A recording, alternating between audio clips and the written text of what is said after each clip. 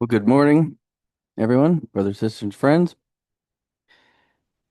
I don't know if I've been this excited for an exhortation. I'm very excited. I hope we cover as many things as I was hoping to, because it was originally supposed to be the latter half of this discussion on the dragon of Revelation, but this is part two of three. I'm going to have to do a third because there's just no way you can cover it all in one.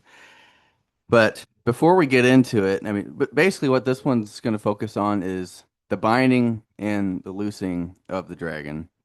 But before we really get into it, I wanted to just do a quick recap of what we talked about last time because it's very important that we see the reason we're looking at this, how we are looking at it, is because of where this is how the scriptures guide us to. If we look at the other places and other indications of when the dragon of Revelation 20 is destroyed, this is what we see. So last time we talked about some established things I think we all agree on that Christ's rule has got two basic phases. You got the Davidic conquering phase, where he establishes borders, and then he establishes peace, and then the Solomonic phase, where that peace is just maintained throughout the entire reign. So we looked at Joshua 11 and how Joshua follows the same pattern. And Joshua 11 has this account of Jabin and his host coming against Joshua. They surround him and then they're destroyed, basically. And how this very clearly and can only refer to the end of this is the beginning of Christ's reign, but specifically the point where the Davidic phase ends. And as a result of this conflict, you have the Solomonic phase of peace and all that. So we looked at, you can break Joshua up into these two sections where the first 11 chapters of the Davidic phase, which ends with him taking the whole land, giving it to an inheritance unto Israel, and dividing it to their tribes. The land rested from war, and that marks the end of the Davidic phase and the beginning of the Solomonic phase, where, hey, here's everybody we conquered. Here's the rest that we got to conquer because we know this is a shadow. It's not going to fulfill it perfectly. But here's a land that people inherited and so on. We have a long time passing. But seeing that, we looked at how Joshua 11 is the basis for Revelation 20. I mean, all the terminology, the descriptors, all these things, Revelation 20 is borrowing from Joshua 11. And that's a very important thing because if Joshua 11 is the basis for Revelation 20, specifically verses 7 through 10, where the dragon's destroyed, and Joshua 11 represents something toward the beginning of Christ's reign, then Revelation 20 must as well, if they're referring to the same kind of thing. So we looked at Joshua's rule, where this is where we have Jabin's defeat. And if it was supposed to show something that happens at the end of Christ's rule, after this long period of peace, the perfect place to mention this attack by Jabin would be in chapter 23:1, but it's not there. Anyways, um, but then so we saw that that was a indicator of the dragon being destroyed towards the beginning of Christ's reign. There were two other passages we looked at. Isaiah 27:1 is one of them where it talks about the Lord's going to punish Leviathan, the piercing serpent, that crooked serpent, and he's going to slay the dragon that's in the sea. And the whole context for this is the resurrection. And this is when the Lord arises to punish the iniquity of the earth, things that we very clearly understand to be the beginning of Christ's reign. Then we also looked at Psalm 74, verses 13 and 14, which talks about him breaking the heads of the dragons in the waters and breaking the heads of Leviathan in pieces and so on. And how the meat of the dragon and Leviathan is meat for these people in the wilderness. And Brother Thomas believed that the people in the wilderness are the saints in Israel after the flesh, made willingly subject to them. So that is obviously referring to the kingdom age because you have mortal Israel. Now he led this to a different conclusion, but we briefly talked about why that doesn't really follow. But anyway, so there's three witnesses of this, basically that this general sequence, and then how we saw at the very end of Joshua, how we have this correlation to 1 Corinthians 15 when Christ has put all enemies down, death is swallowed up in victory, and God himself comes down, and there's a shadow of that in 1 Corinthians 15. So if we look at Joshua's rule and where Jabin's defeat is, and we compare that to Christ's rule, and we put that same thing in the same spot, this is kind of what we see. The dragon's destroyed at the end of the Davidic phase of Christ's reign. So what we're going to talk about now And I'd really highly recommend downloading these slides because there's a lot of charts and visuals, especially if you can't see them, but to refer back to later because, everybody needs to look into these things for themselves. But we're going to focus on when was the dragon or Satan bound for 1,000 years, verses 1 through 3. When was it loosed? And then give a timeline basically of the dragon in Revelation. And there's this things I'm planning to put into part 3. This is just some of them because there's a lot of other questions about this of who is the angel of Revelation 20 verse 1. We'll actually talk about that today, but more specifically showing it next time. Biggest question is if this is not talking about basically if the 1,000 year periods of Revelation 20 are not the same as the rule of Christ in every case, why do we have something that jumps back in time in Revelation 20? Why is this recorded here? Um, as we'll see, the dragon's cast in the lake of fire where the beast and the false prophet are, which means that they're destroyed first. So we'll talk about that. And then look at there's actually another witness of kind of like Joshua 11 that shows the same sort of sequence. So, anyways, it is very, very important to look at what context do we have Revelation 20 in? So it is very important that we have a general understanding of Revelation 19. It would be great to read it all. We just don't have time. But there's a reason Revelation 20 comes after that.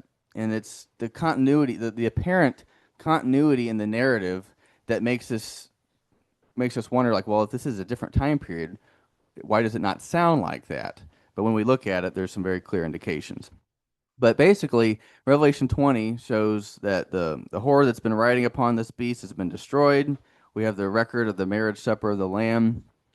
Now, very importantly, in verses 11 through 16, we have this man on a white horse with eyes of fire, a sword in his mouth, raiment dipped in blood, and he's got an army of saints following him on horses. And this is Jesus smiting the nations and ruling them with a rod of iron. That is a very important part, that he rules them with a rod of iron, and that this is referring to Jesus himself.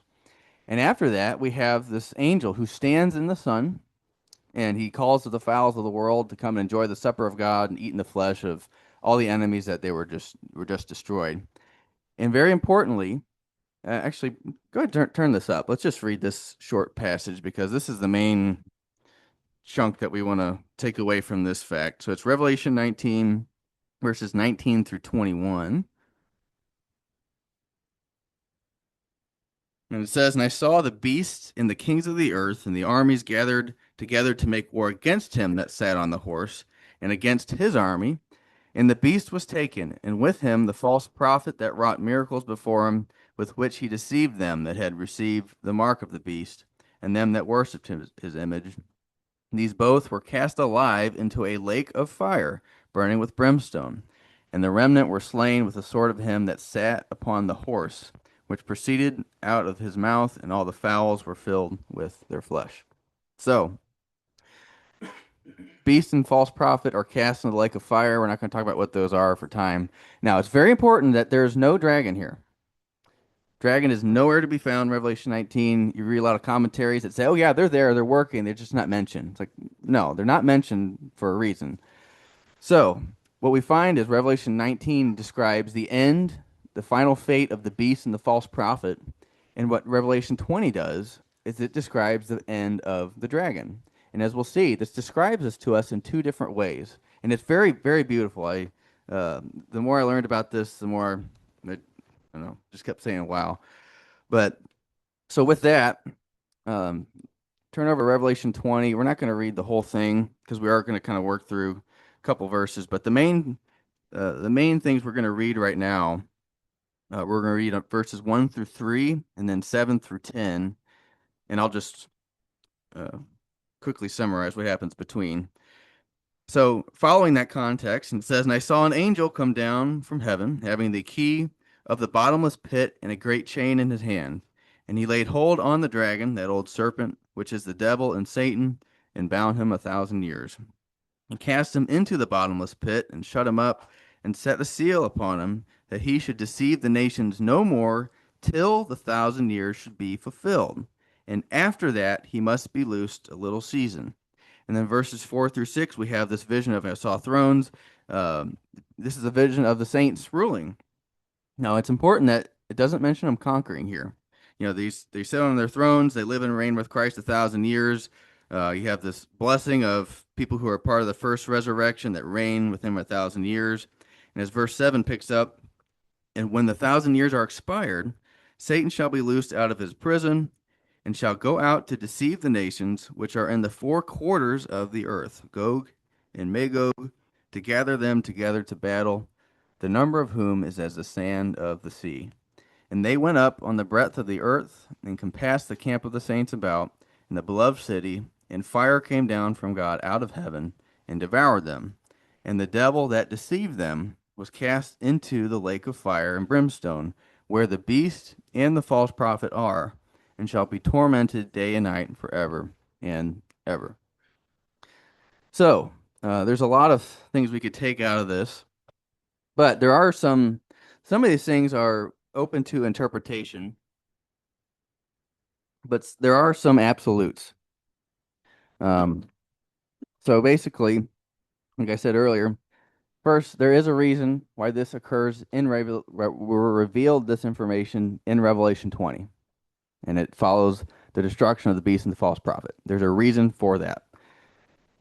Also, there's a period of 1,000 years mentioned 6 times, and sometimes it's referred to 1,000, sometimes as the 1,000, and I think that's somewhat significant. But even if, so these are potentially different periods, but if they are different periods, they are the same length. So there is a reason why they are the same length. Now, the 1,000 year period of verse 7 is without question the end of that period, which starts in verses 1 through 3. So basically, you have a 1,000 year binding, and in verse 7, it's the end of that 1,000 year period. Very importantly, verses 4 through 6 actually it's to the actual rule of the saints, because it mentions that these ones ruling are the ones who were killed, resurrected, and now sit on the thrones and rule with Christ. Because as we'll see, there's a place in Revelation where it sounds like the saints are ruling, but it's actually talking about something in history. But this is definitely the kingdom age itself. And absolutely essential, the dragon is loosed after the 1,000 years expires. It's not toward the end of this, and this is very important because this is what a lot of people assume.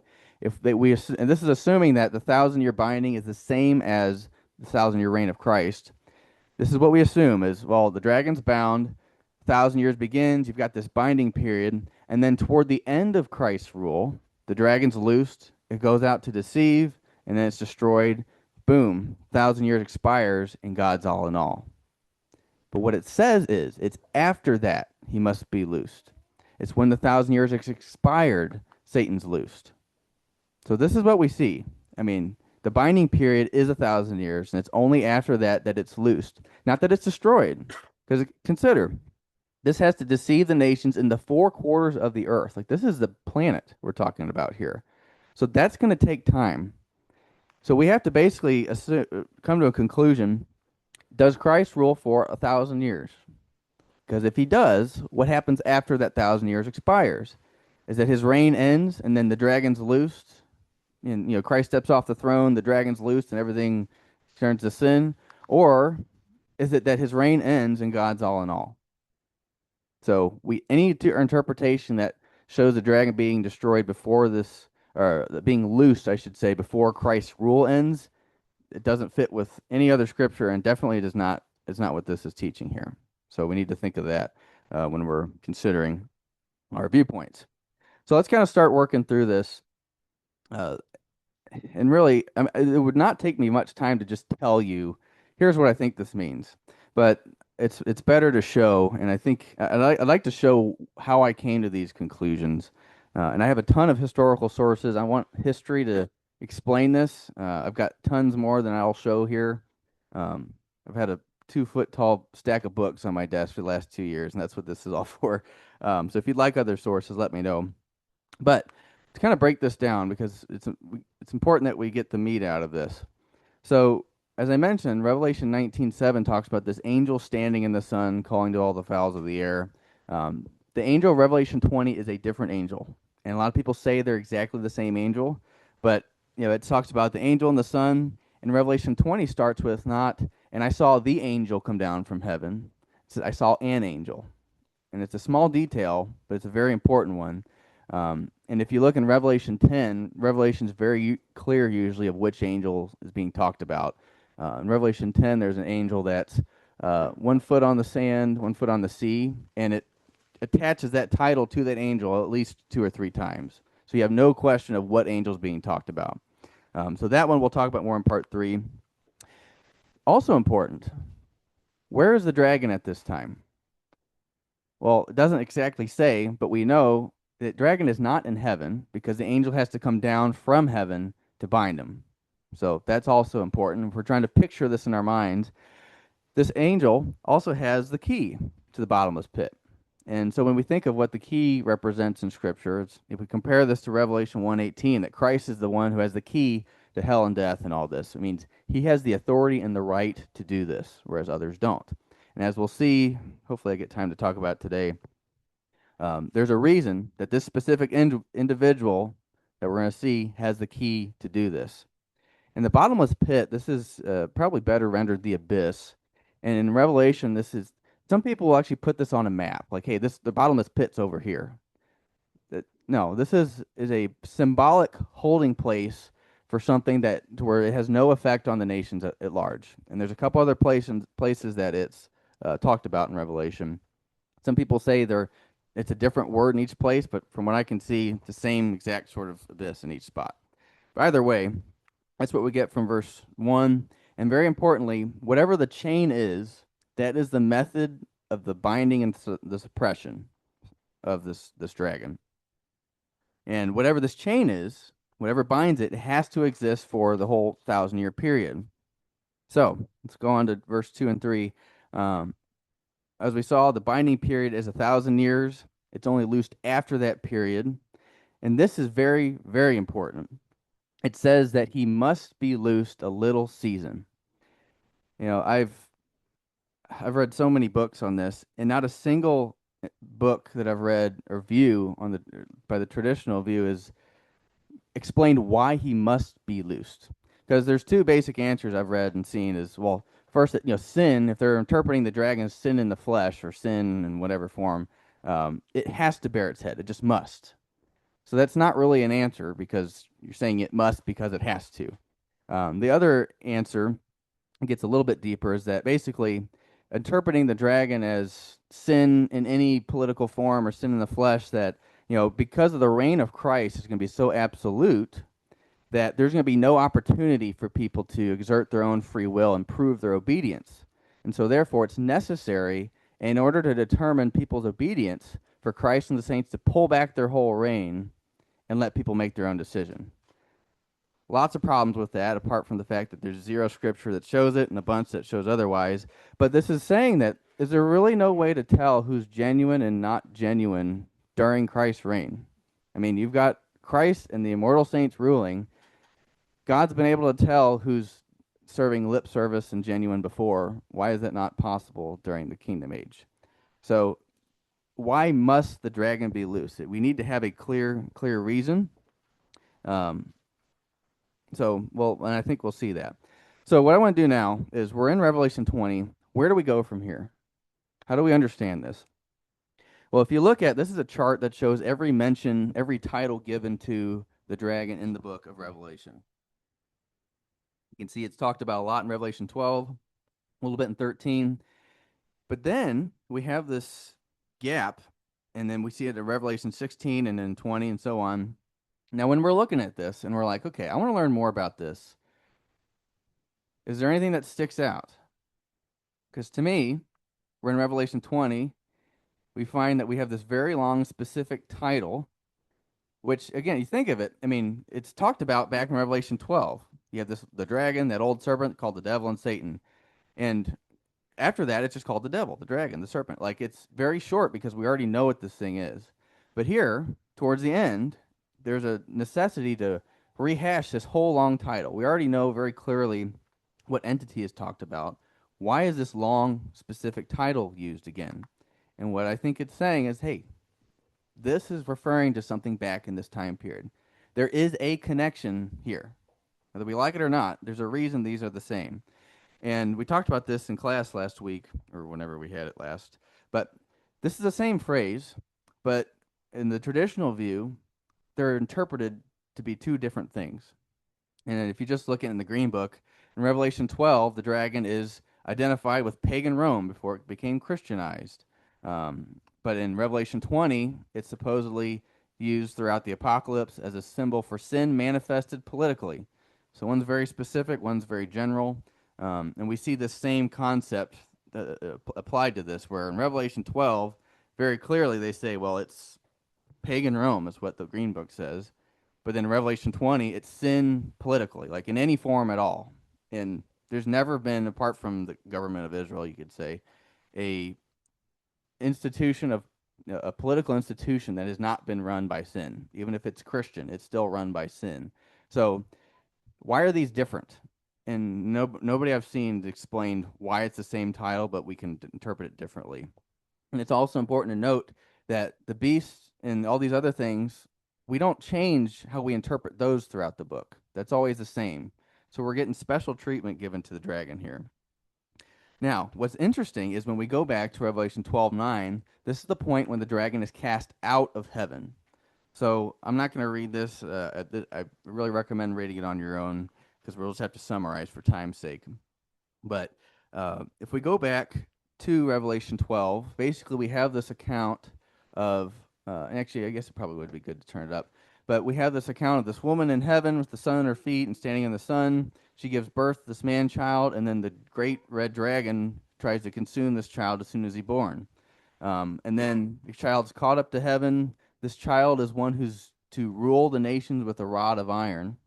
And then later we see that this child is grown. He's called Michael, and he fights the dragon in heaven, casts him out, and so on.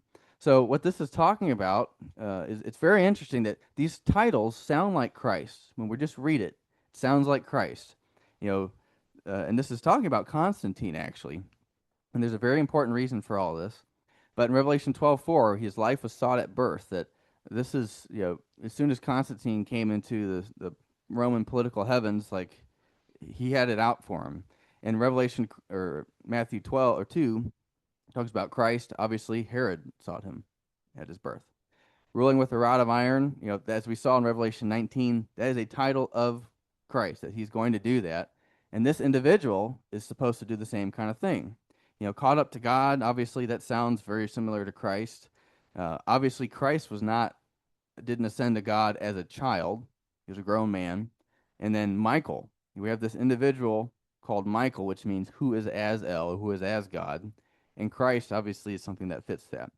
So essentially the question is, I guess first it's very important to say that this is not talking about Jesus himself, because as it says at the very beginning of Revelation, John was to be shown things which must shortly come to pass.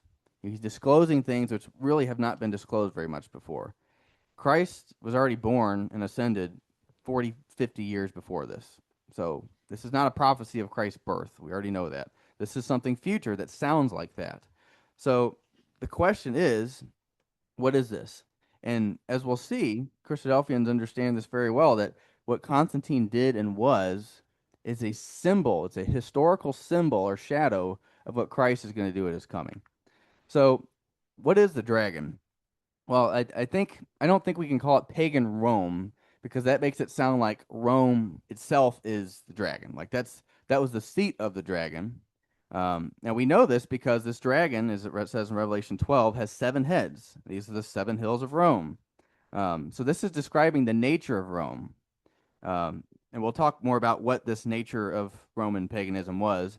But it's not Rome the city, because Rome is represented in Revelation 13 under its Christian form as the beast of the sea.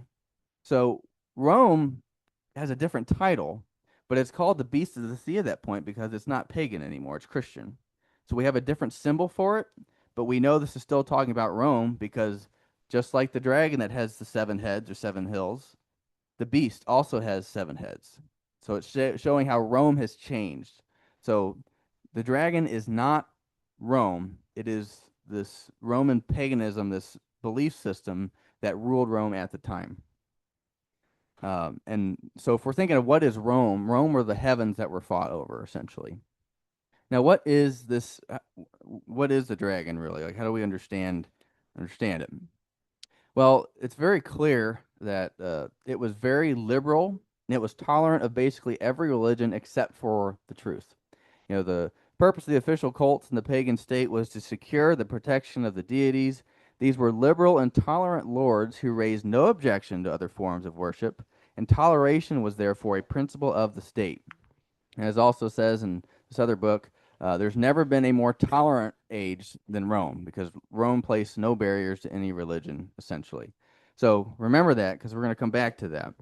This is a belief system that accepts everything except for God, basically. And we move forward and we look at there's war in heaven, as it says in Revelation 12.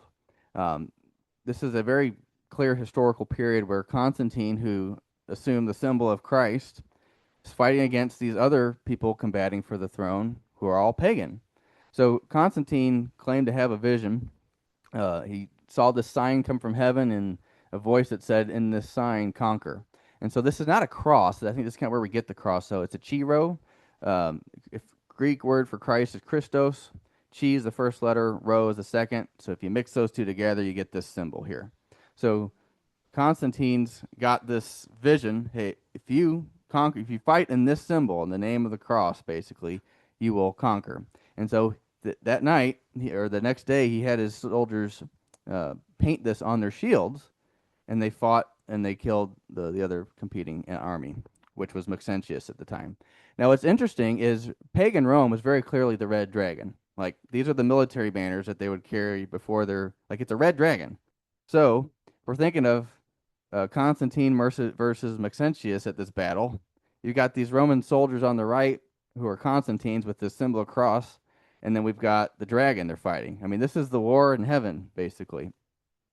Um, Now, there's a couple of different things Constantine had to do to actually declare victory, but a man, Eusebius, was a bishop of the church at the time, a historian very close to Constantine, and he very well shows that this is, I mean, there's all kinds of historical sources that show this, that Revelation 12 is talking about Constantine. And he wrote a biography of Constantine's life and history of the church. And the last enemy, pagan enemy that Constantine destroyed was a man named Licinius. And it says that now with liberty restored and that dragon driven out from the public administration through the providence of the supreme God and by our service. So the dragon is cast out of the public administration by Constantine. This is exactly what history says. And he continues on. This is what Constantine had made in his around his throne. He caused to be painted a lofty tablet, uh, so to be visible to all, a representation of the salutary sign placed above his head, so with the chiro, and below that, a hateful and savage adversary of mankind. And he talks about this entity falling under the form of a dragon to the abyss of destruction. For the sacred oracles and the books of God's prophets have described him as a dragon and a crooked serpent, and for this reason the emperor thus publicly displayed a painted resemblance of the dragon beneath his and his children's feet, struck him through with a dart. So they really thought, hey, we're doing this. Like, this is exactly what God tells us to do. And the prophets, he cites Isaiah and Psalm, like we just saw that the dragons destroyed. Excuse me. So, and we know this, and we look at their coins, and we see very clear evidence of this, that this is Constantine's coin, or one of them, and we have this military banner, and we'll discuss what this is more later, but sign of Christ at the top, and it's just subdued a serpent, the dragon. So we see this as like, wow, this is clear that what Constantine did is in Revelation, and he is a symbol of what Christ is going to do. And that is a very well understood concept by Christadelphians, and that Constantine is a symbol of what Christ is going to do on a greater scale in the future. As this book, this is a Christadelphian work, The Dragon and the Lamb says, Constantine's work is typical of Christ, who will elevate the truth forever and sweep away all forms of paganism. So what he did on that Roman scale, Christ is going to do on the whole world scale. So Constantine and his followers, they ousted paganism, idolatry from the Roman heavens, and his successors destroyed it throughout the empire. And as it says here, it established a millennium of Catholic ascendancy, or a church age. And the symbol of this is that Christ and the saints are going to oust paganism from the entire political heavens and destroy it forever, thus establishing the 1,000-year kingdom age. So, very beautiful. And we see this, like, if you continue in Revelation 12, this is what I mean. It sounds like the kingdom age. Like the dragon's cast out, and I heard a loud voice in heaven saying, "Now has come salvation and strength and the kingdom of our God and the power of his Christ. For the accuser of our brethren is cast down, which accused them before our God day and night." It's like almost exactly what Eusebius just said. And they overcame him by the blood of the Lamb and by the word of their testimony. It's another thing Eusebius said, that God gave us this victory, and they loved not their lives to death. Therefore rejoice, ye heavens, and ye that dwell on them. Now this is an important part. Woe to the inhabitants of the earth and of the sea, for the devil is come down unto you, having great wrath, because he knows that he has a short time. So this sounds, if you pull it out of context, like the kingdom age, but this is literally what people thought at the time, that the kingdom is here. Like this is the kingdom age, basically. But that's showing it's a symbol of the kingdom age, but it's a actual historical fact. And there's a bunch of other things. This is from another work of Eusebius, just showing that this is how they thought of the age. The trophies of victory over the wicked. All things are filled with light now. All who were before sunk in sorrow beheld each other with smiling and cheerful faces, with choirs and hymns and so on, praising God and their emperor. There was a perfect oblivion of past evils, and past wickedness was buried in forgetfulness. And there's so many sources on this that show that they really thought this, and this lines up exactly with Revelation 12.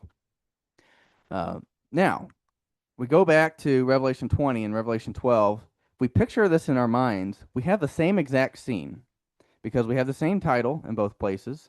In Revelation 12 and 20, this dragon is talked about as the deceiver of the whole world. And it's the same place that this dragon's now cast to the earth. And in Revelation 20, he's not in heaven anymore. He's on the earth. So if we're just picturing this in our minds, we have the same sort of visual, which is important. But here's the problem. As the traditional view goes, Constantine's work is typical of Christ, who will sweep away all forms of paganism. So what they're saying is ousting the dragon from the political heavens equates to it being cast in the lake of fire and symbol. The problem is that doesn't really seem to fit. Like, just not even removing it completely, but removing it from the ruling powers equals complete destruction. It doesn't really fit, especially because the dragon continued. As it says by the people in heaven, he has a short time. He's down to the earth, and he's persecuting the woman. So the question is, what happens after this short time? Doesn't really say. It's a cliffhanger when we're reading this. Whatever it is, it's going to prevent the dragon from persecuting the woman, because he persecutes the woman because he has a short time. And that's all we're told. So, how does the traditional view explain what is the short time? Well, the Green Book, again, it says that by this time paganism was a doomed cause. The success of Constantine against Maxentius in 312 made this obvious. And it was only 12 years later, so 324 AD, when the first so-called Christian emperor was acknowledged as the sole monarch of the Roman Empire, and paganism had received its final defeat within its border. So what he's saying is paganism received its final defeat in 324 AD. Problem is that's a historical falsehood.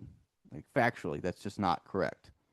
So we have this theory based off something which is factually incorrect. Constantine did not inflict the final defeat on paganism, and it lived on for 200 more years, as tons of sources show. And in fact, he made no attempt to force the pace of Christianity. As this says, his policy did little more than indicate and prepare the way for the gradual conversion of the empire. And he was so mild and cautious that it had been maintained by some that his aim was to establish a parity between the two religions, paganism and Christianity. And as Story of Christian Church says, he was tolerant. He favored toleration of everything. So Constantine did not. It was not the end of paganism, but it signaled it. So what I thought is, like, well, when did it end? Like, if we follow this in the history, what do we see? When was its actual final defeat? And before we talk about that, I want you to observe something real quick here. So we have the dragon. The last two times we see it, it's in Revelation 13, um, and then Revelation 13:11. It talks about the beast who spake as a dragon. So it's not talking about the dragon, but it's the beast.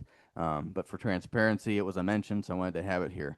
But the last two times we see the dragon actually acting and doing something, it's in Revelation 13, and then it's gone to Revelation 16. So if we put this on a timeline, we have Revelation 12, 312 to 324 AD. He's cast out of heaven. He's got a short time. Revelation 13 mentions that he gave his power to the beast, which I think is just a very simple way of saying this is the beast is the entity, basically the rule of that took the place of paganism, essentially. And then we have Revelation 16, which is this Ottoman Euphratean power dries up that the kings of the east may be prepared to deceive the nations to fight against Christ. So this is very important because this is the next time we see this dragon. It's unclean frogs come out of the mouth of the dragon, the beast, and the false prophet. These are the spirits of devils working miracles which go forth to the kings of the earth and of the whole world to gather them to the battle of the great day of God Almighty. Sounds familiar, doesn't it?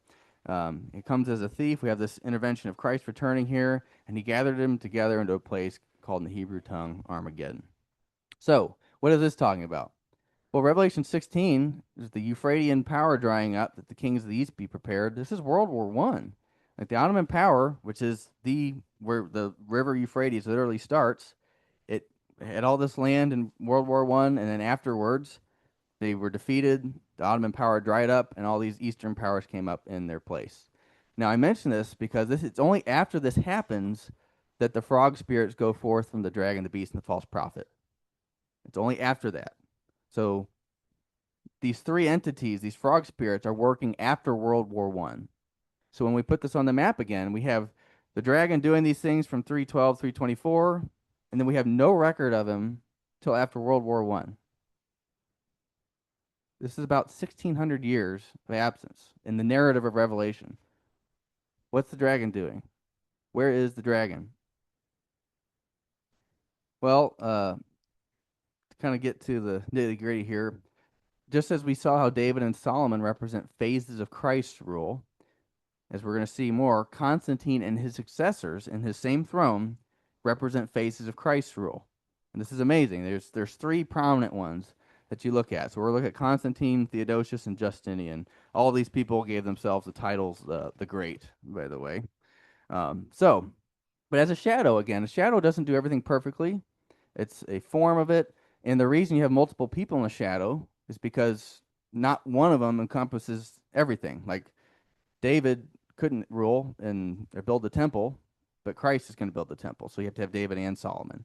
So what Constantine did, as we saw, he did dethrone paganism from the Roman heavens, and he opened the way for acceptance of Christianity, but he didn't prevent it from being practiced, taught, believed, any of these things. It still resided on the earth, as it says, and it still persecuted the church or the woman. So as a shadow goes, this is the initial stage of Christ's rule. It's dethroning paganism from the political heavens of the entire planet. And then we go to the Theodosius, a number of years later. He's noted for making Christianity the official religion of the Roman Empire. Like it wasn't official until Theodosius. And he passed tons of laws outlawing pagan beliefs and practices and different things. As it says here, it remained for Theodosius to inflict a far heavier blow on the ancient cults of Greece and Rome. Again, showing that Constantine didn't do it all.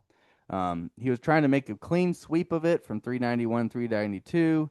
It was clear that this was a epoch in the decay of paganism, but still there. So it still has a time.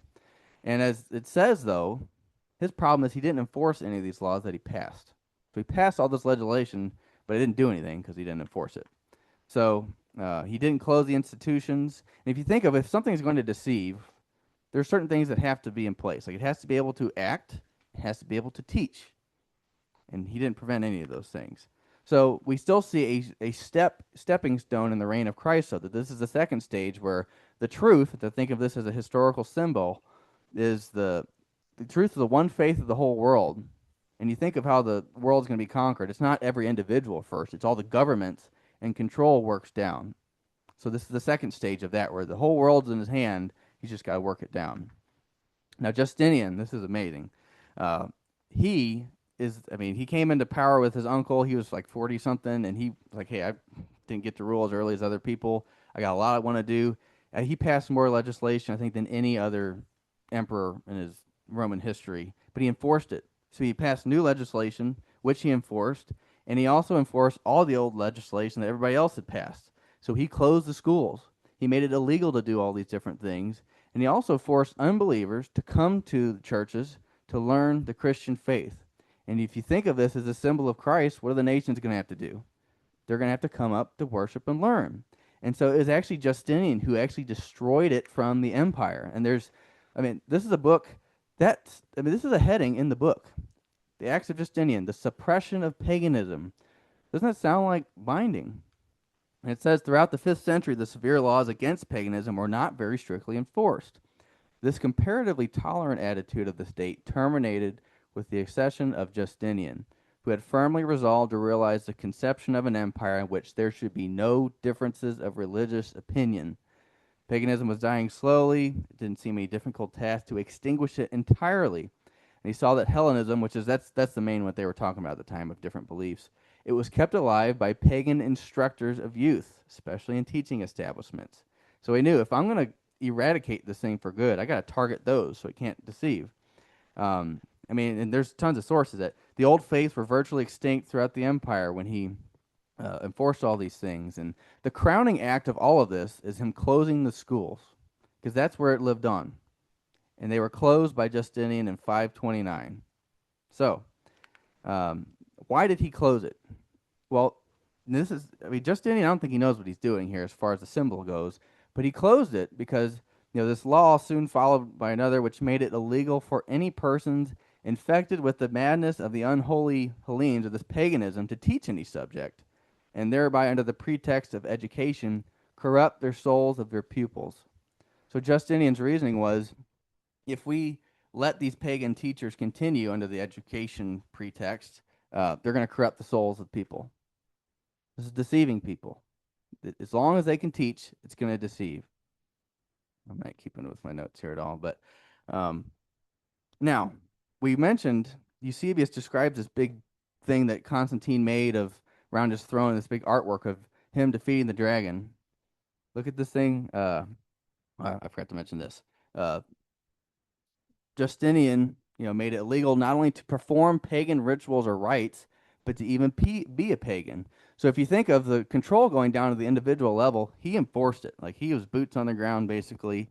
And this is where it mentions that this is a decree from Justinian. Those who have not yet been deemed worthy of worshipful baptism must make themselves known and go with their wives and children and their whole household to the most holy churches to be taught the true Christian faith. Anybody who didn't do that, they were exiled or they were killed. That's it. And as it says, this is the most extreme anti-pagan legislation anybody had ever passed. So what he did, he finished it as far as the shadow goes. All enemies are subdued, the dragon included. And this is what I was trying to say. We have this big thing that Constantine made to show what he did of destroying the dragon, and so he thought this is what Justinian had made. This is called the Hagia Sophia. What is this? Well, he had this made because this is in symbol him destroying all of his enemies. The eagle strangling a snake becomes a symbol of the supreme power of Justinian. The snake is the symbol of all enemies of the empire. And as you can see, the eagle's killing the serpent here and all that. So, this is just history. You can go look at this in the Hagia Sophia today. I would love to see it. He's killing a serpent.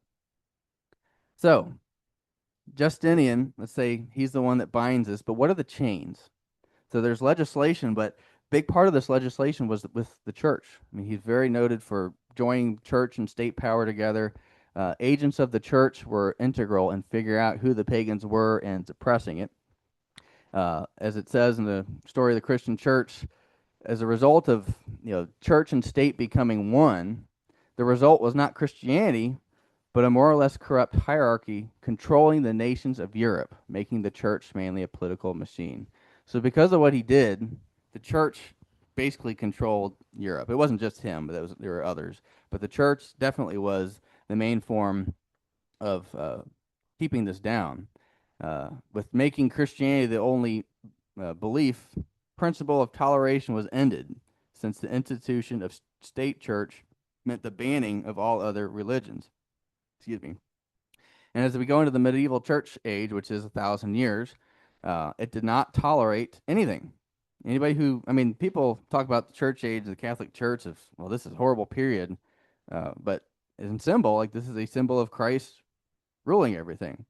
So, how did they actually do this? There's a number of ways that the church actually suppressed all these other belief systems. First, there were heresy laws, so basically it was illegal. But you have an inquisition where this is an organization of people that are literally, their only job is to figure out who believes differently so they can uh, prosecute them. And then they controlled all the information. You got the Crusades and all these other things. But if we're looking at in history, was there a period when the dragon, which we all acknowledge and believe, was paganism in Rome? And I mean, because everybody agrees that's it in Revelation 12. If we're looking for a period when that was bound, it's 529. So we look at this as history, and so at the top we got history, and the bottom we got the shadow of Christ that history represents. So Constantine dethrones paganism. This is Christ dethroning paganism from the political heavens of the earth. Constantine only did it in the heavens of Rome. In Theodosius, we see the progress of Christ's kingdom, where he declares Christianity the one official empire religion, and then Christ declares the truth, the official religion of the earth. And Justinian in 529 caps it off, where he closes all the schools, exterminates it, and just as Christ would. Basically, this is the earth is filled with the knowledge of the Lord, as the sea is filled with water, basically. So, whole earth's filled with the knowledge of the Lord.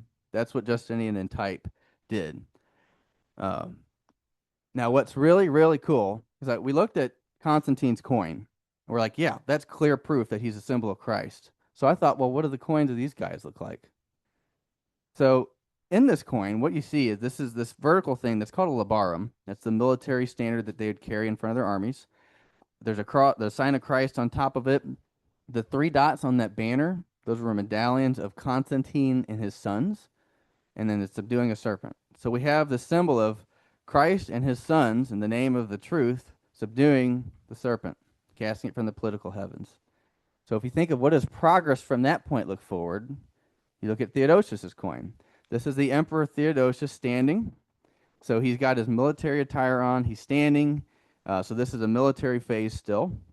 He's also got a labarum with a cross on it. And in his other hand, that's a globe.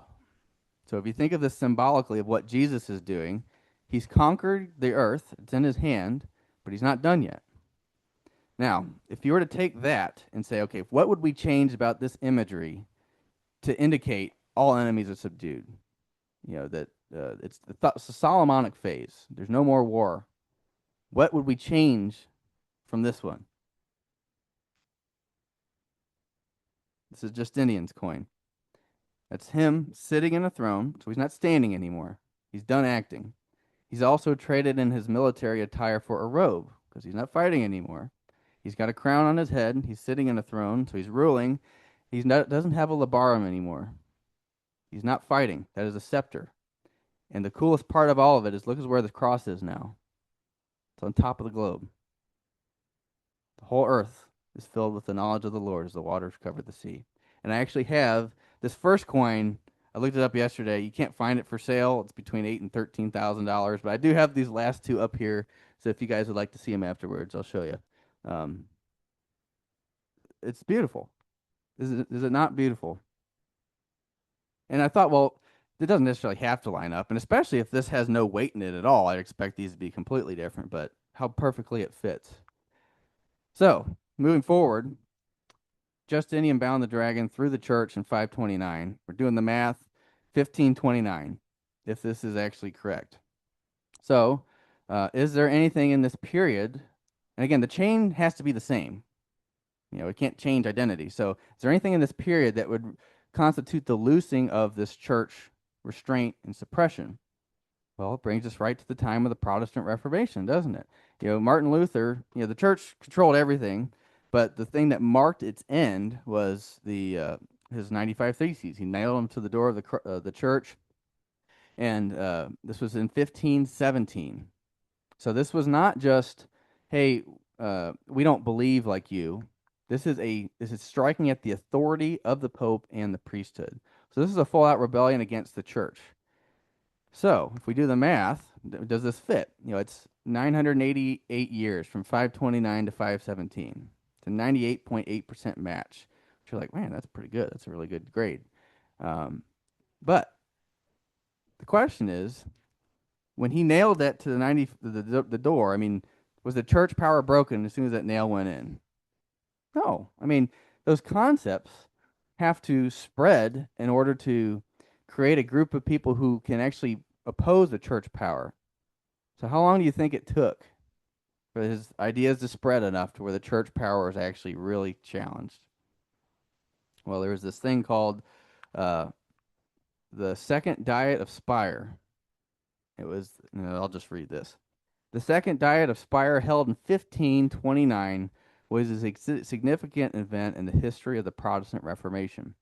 The Reformation, initiated by Martin Luther in 1517 with his 95 Theses, had rapidly spread across Europe, challenging the doctrines and authority of the Roman Catholic Church. The Diet of Spire was convened by Holy Roman emperors, and so on, to address this division that was growing. So, 1,000 years later, we have this movement that has challenged it. As it says here, finally, Luther's objections, which launched the Protestant Reformation, broke the power of the medieval church. And there's all other kinds of things, like uh, what were the effects of this? It was a pivotal moment in the Reformation. It marked a clear and organized opposition to the Catholic Church's authority. Just for time's sake, it says, the Second Diet of Spire was uh, and the resulting protests were instrumental in establishing religious freedom, and it laid the groundwork for modern religious pluralism. So I'm like, what on earth is that? Religious pluralism. Well, remember the definition of what was Roman paganism like. Uh, this is just from Bible Hub describing what is religious pluralism. All religions are equally valid paths to divine ultimate reality. And it goes on. It says, you can believe whatever you want. And it gives us an example. It says, for example, in ancient Rome, they did this. The dragons resurfaced. The old ways of thinking are back. And there's another thing of it, basically. So we look at this. Where's the dragon? Why is the dragon inactive? Well, I mean, this is when the dragon was bound. And what's very interesting is, if you look at Revelation 27, it says he's loosed so he can go to deceive the nations and fight against Christ.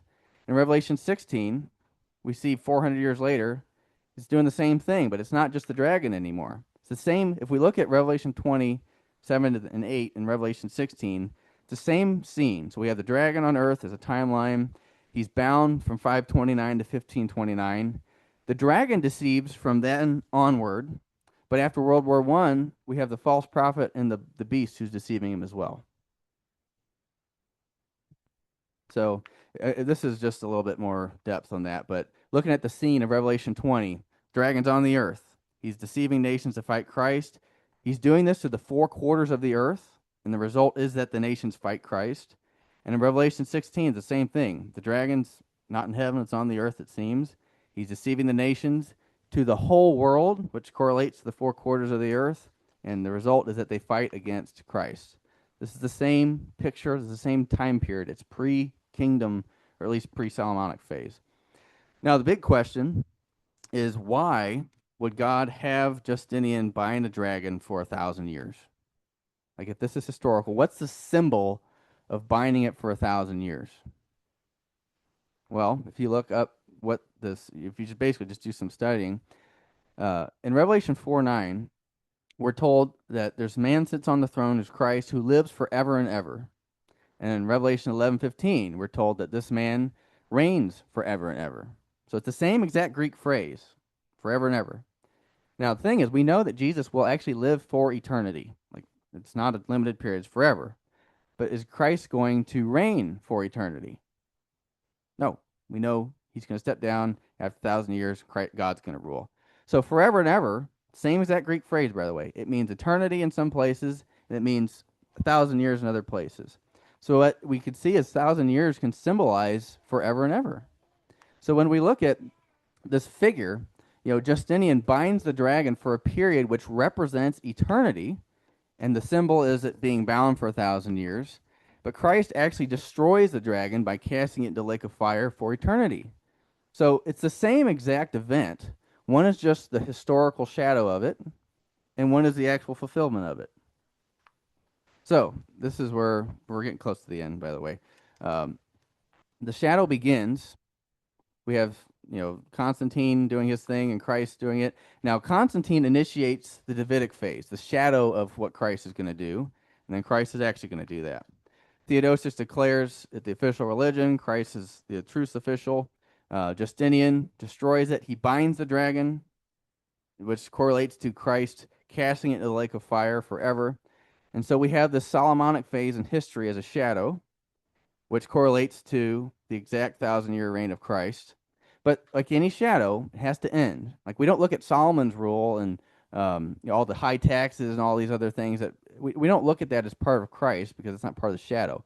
But like this shadow, the symbol of eternity ends, and the dragon must be loosed. So once the symbol of eternity is finished, okay, the symbol's done. It can come back up. But that correlates, but after the 1,000-year reign of Christ, obviously God's all in all. Now this is this is my last thing here. I've got a thing that kind of shows you the timeline of the dragon. So we have Revelation 12. He's ousted from the political heavens. He's got a short time. He's persecuting the woman, and starts the Davidic phase. He gives his power to the beast. The dragon is bound for 1,000 years. That's the Solomonic phase in shadow and history. But he has to be loosed, and he comes out by, basically the Protestant Reformation. 1900s early, we see him still deceiving with the beast and false prophet now. And now we have the return of Christ, which marks the actual Davidic phase. And this is still future, obviously. And as it says, Christ himself is actually going to cast it in the lake of fire and destroy it forever, starting the real, full Solomonic phase. Now, this is, I'll kind of end with this. Why did the dragon have to be loose for a little season? Why must he? Well, if you think of it, Justinian couldn't destroy it because whose right is it? It's Christ. That's why it had to be loosed for a season. It had to be loosed so the true Christ can destroy it. So there's a lot of questions with that, I'm sure. I'll address those in part 3, but it's when things start clicking and the more you look and there's more that just adds to it, that seems to me to be I haven't found anything that disagrees with this, and this answers all my questions and more. But why is the angel in Revelation 19:20 different? We'll talk about that next time. But as far as the way of exhortation goes, we think of what is the spirit of our age? Is it not everything you can believe is right except for the truth of God? Like we'll tolerate everything except for that because you guys aren't tolerant. We see that nature. That's the dragon deceiving. It's a very stark warning to not fall into those ways of thinking. And if we start turning our attention to the memorials, Christ is going to destroy this forever. Once he returns and once the earth is filled with the knowledge of the Lord, he's never going to, that part is never going to go away. It's there forever. And what a blessing it is to be part of this group that will help him teach and instruct and conquer. And that's the blessing that's offered to us.